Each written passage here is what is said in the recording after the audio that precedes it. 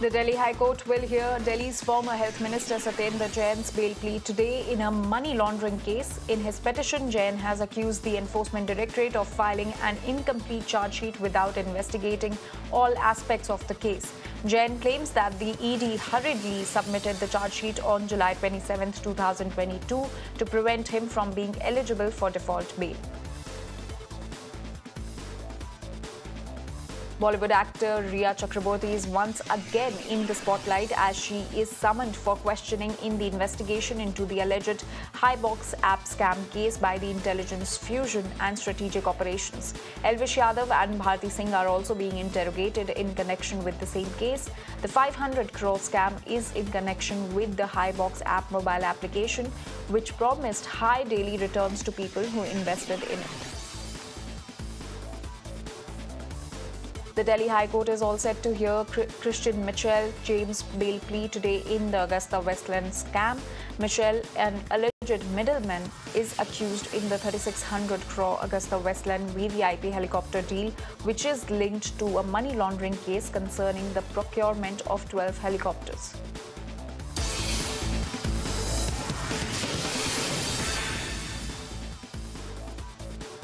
The Delhi High Court is all set to hear today a plea by climate activist Sonam Wangchuk and his associates seeking permission to stage a protest at Jantar Mantar for Ladakh's 6th scheduled status.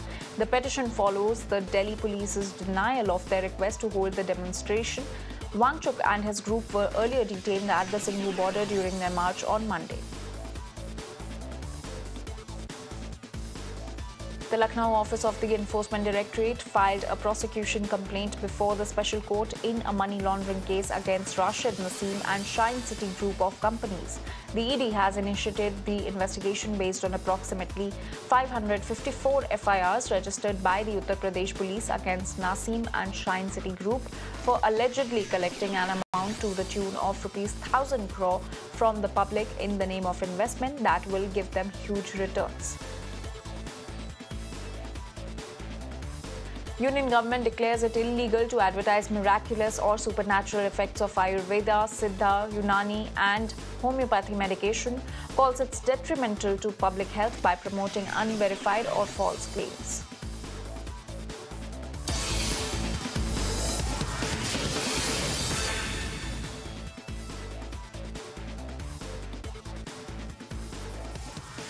Ohio Senator J.D. Vance criticized Vice President Kamala Harris following her appearance on The View, where she was unable to provide a clear example of how her decisions would differ from President Joe Biden's. Vance pointed out that Harris had been suggesting for months that she would take a different approach from Biden, yet during the interview she struggled to offer a specific instance where she would have made a different choice.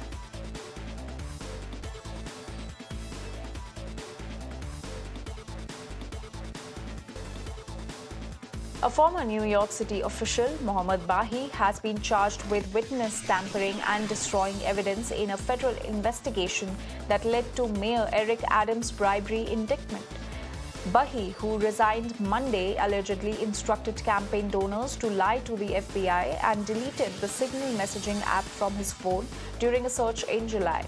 Bahi is the first person charged in the investigation besides Adams.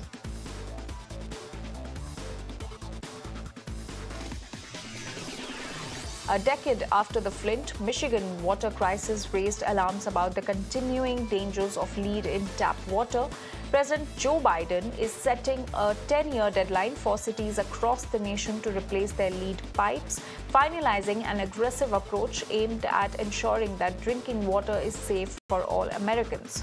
US President Joe Biden also announced the final Environmental Protection Agency rule Tuesday in the swing state of Wisconsin during the final month of a tight presidential campaign.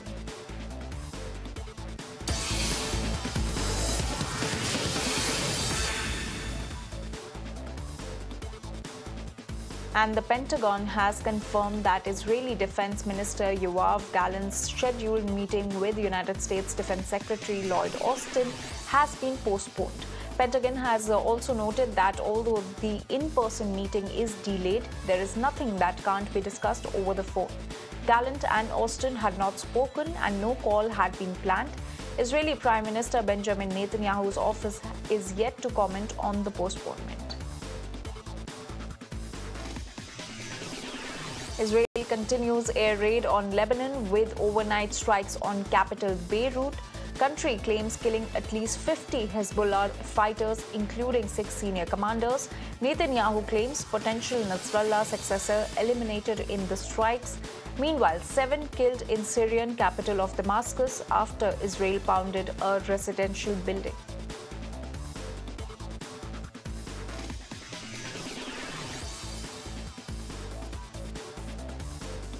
Israel's Prime Minister Benjamin Netanyahu has called on the Lebanese people to stand up to Hezbollah in order to avoid a war like that in Gaza. In an address to the people of Lebanon, he offered peace, but only if they free their country from Hezbollah. He said that apart from having killed the militant's longtime leader Hassan Nasrallah, Israel had also killed his successors. He did not name the successors though.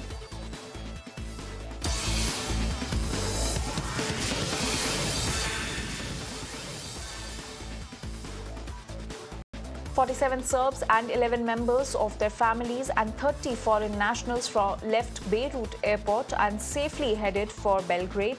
Serbia's ambassador to Lebanon, Milan, was present to see the passengers off. The Serbian Ministry of Foreign Affairs and Serbia's embassy in Lebanon appealed to its citizens in Lebanon to avoid public meetings and also to travel within the country and wherever possible to leave the country.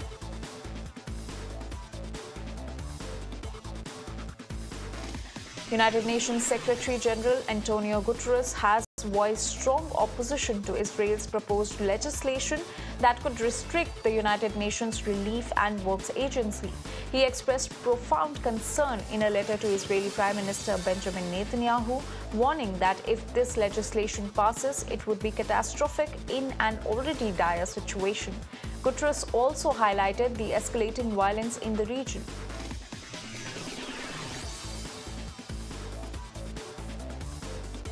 The Dominican Republic has deported nearly 11,000 Haitians in the past week, adhering to its commitment to deport up to 10,000 Haitians weekly amid worsening relations between the two nations. Now, this marks one of the largest deportation efforts in recent history, coinciding with Haiti's ongoing struggles with gang violence and poverty. With approximately 500,000 Haitians living in the Dominican Republic, activists warn that these deportations endanger many lives, exacerbating the humanitarian crisis in Haiti.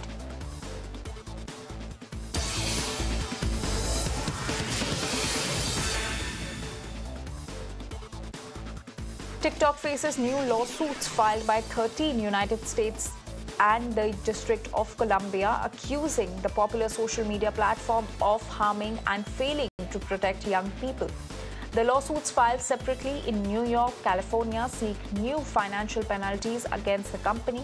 The states accuse TikTok of using intentionally addictive software designed to keep children watching as long and often as possible and also misrepresenting its content moderation effectiveness.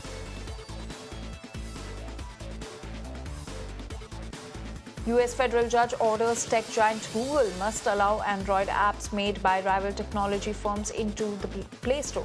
The judgment comes weeks after another judge had ruled that its search engine enjoys an illegal monopoly.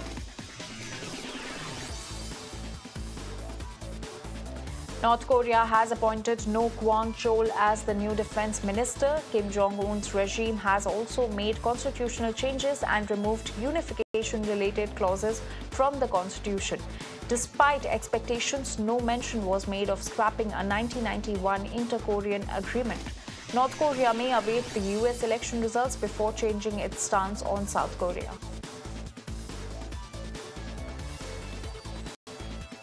Kenya's lawmakers have approved a motion to impeach Deputy President Rigathi Gachagua with a vote of 281 in favor and 44 against. Gachagua faced allegations of supporting anti-government protests and involvement in corruption, which he denies. The motion will now go to the upper house for debate and requires two-thirds support to finalize the impeachment.